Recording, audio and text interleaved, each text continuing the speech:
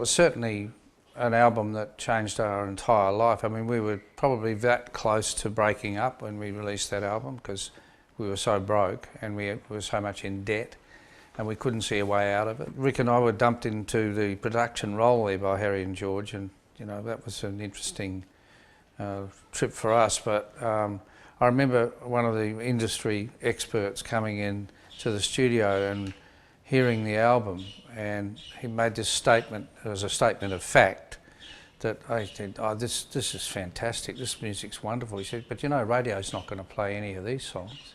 We were just so excited by what we were doing. If we like it, that's good enough for us. But they ended up playing every track of that album.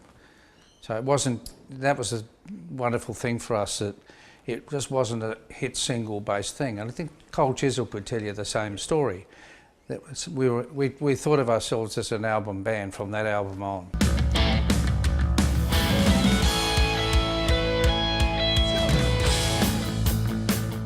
We were writing these songs.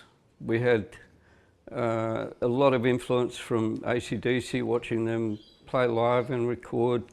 And they had Bon Scott with a really high voice. It didn't matter what Angus and Malcolm played on the guitar, you could hear Bon over the top. Yeah, Doc had a mid-range voice, and if we were to play full on through a verse, you'd never hear what he was singing. And so when John came in with the knick-knacks on I Ain't the One, that was a revelation, because we used that for a verse, and it meant we could hear Doc. And then we would open out for the chorus. So, like, Take a Long Line.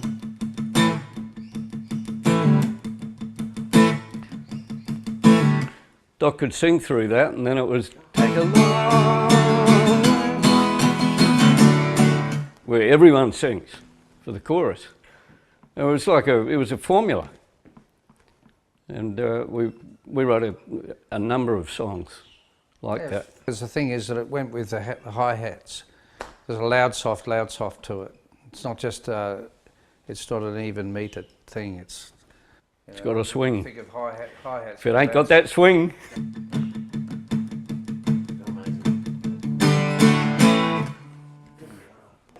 More on knick-knacks. It was also a great way for us to write songs. John and I would get together with a couple of acoustic guitars, and it was like having a whole band, having a drum kit, because it's the same as the hi-hats.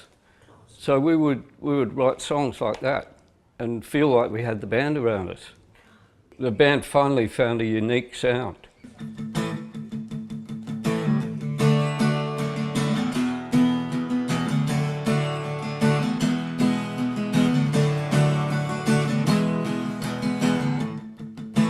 Well, the thing is that we learnt from the best, the absolute best. You know, Harry, Vanda and George Young were just the most inspirational people to work with. You know, we were influenced by the music that was around us when we were growing up and you know, all that, but they really emphasised the value of you know, melodies that you could walk down the street and sing, choruses that made you want to join in and sing along with, middle eights that took you somewhere else, and dynamics and all that kind of stuff. So we learnt from the best, and I guess we took all of the stuff that we'd learnt from Harry, Vanda and George Young, and also being in the studio with AC/DC, and they were a massive influence on us as well. We would demo certain songs. We'd then give George a cassette of all those demos, and he would put them in a cassette player and he'd listen. And sometimes he'd only listen for 15 seconds, and he'd have the list of songs down in front of him, and he'd listen, you know, sometimes 15 seconds and put a little cross between the song and then zip through to the next song. Well, the live performance was our testing ground for new songs. We used to come off stage and we would pull it apart. We would analyse the songs. You know, why didn't that work? Why did that work? And we'd actually change things because of how it went down live. So it was very important to us to try to get that feel in the studio. We didn't know how to do it without an audience, but we did learn that it was all about energy, the chemistry of the band, as John said before. That lineup was fantastic. The Angels is a constantly evolving band, well it has been, you know, because, and for some very sad reasons, you know, losing Chris Bailey, losing Doc Neeson, but there's been various people who've played in the band, and various people left the band, including me for 7 years, but the thing is that I think that the repertoire's endured, and you know, I'm sort of pretty proud to say that I think our songs don't sound dated. You know, we do these big shows that we're doing at the moment, and you see all these people in their 20s singing our songs, you know that, well, maybe they're still relating to them, you know, and I think that's one of the great things about rock and roll music. If you get it right, it's sort of timeless. You can listen to ZZ Top you know, you could listen to it 50 years' time and it's still going to sound fresh. And I think we're in a little bit in that bag.